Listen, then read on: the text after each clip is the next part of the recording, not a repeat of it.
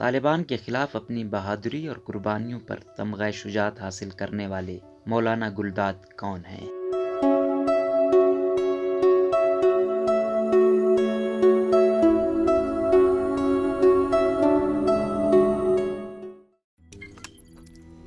روزنامہ قدرت کی ویڈیو دیکھنے کے لیے ابھی یوٹیوب چینل پر سبسکرائب کریں اور بیل آئیکن پر بھی کلک کریں۔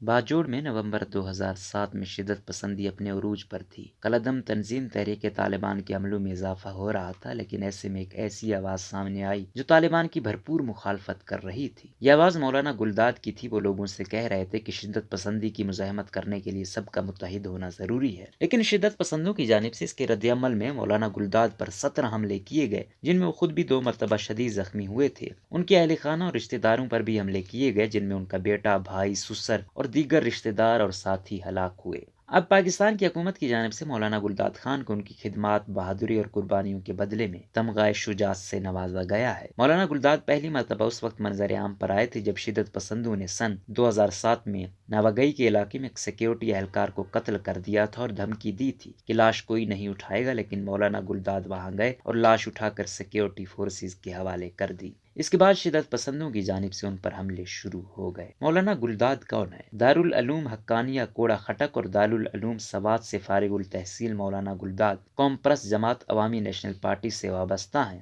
وہ جماعت کے باجوڑ کے رہنما اور ممتاز عالم دین ہیں۔ مولانا گل داد کے بیٹے حفیظ اللہ ظاہر لیکچرر ہیں۔ وہ بھی مولانا گل داد کے ہمراہ حملوں میں زخمی ہوئے تھے۔ انہوں نے BBC کو بتایا کہ مولانا گل داد کا تعلق خلجی خاندان سے ہے۔ وہ 1953 میں پیدا ہوئے۔ ابتدائی تعلیم مقامی مدرسے میں حاصل کرنے کے بعد درس نظامی کے لیے مولانا سمیع الحق کے مدرسے دارالعلوم حقانیہ اکوڑا خٹک چلے گئے تھے۔ یہ وہ مدرسہ ہے جہاں سے طالبان کی ایک بڑی تعداد نے تعلیم حاصل کی ہے۔ انہوں نے اسلامیات کیا اور 1975 میں استاد بھرتی ہوئے اور 25 سال تک تعلیم کے شعبے سے وابستہ رہے۔ مولانا گل داد سن 2019 میں ایک حملے میں 5 دیگر افراد کے ہمراہ زخمی ہو گئے تھے۔ ان کا ایک محافظ بعد میں دم توڑ گیا تھا۔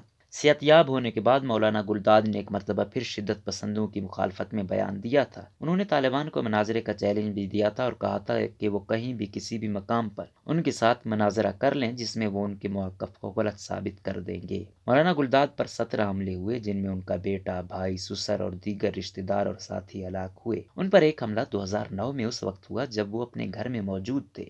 شدت پسندوں نے ہلکے اور بھاری ہتھیاروں سے حملہ کیا، جس میں ان کے اس کمرے کو زیادہ نقصان پہنچا جس میں ان کی کتابیں پڑی تھیں۔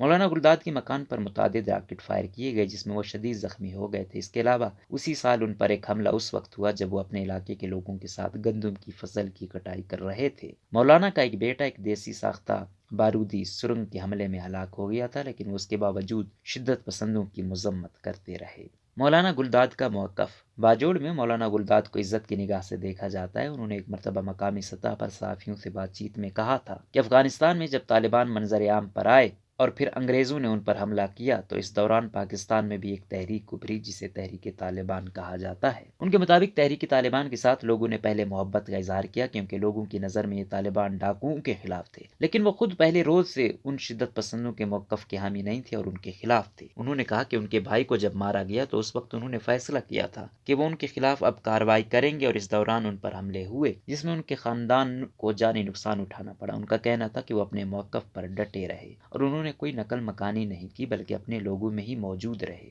لوگ کہتے تھے مولانا گل داد کو شدت پسندوں کی طاقت کا اندازہ نہیں ہے۔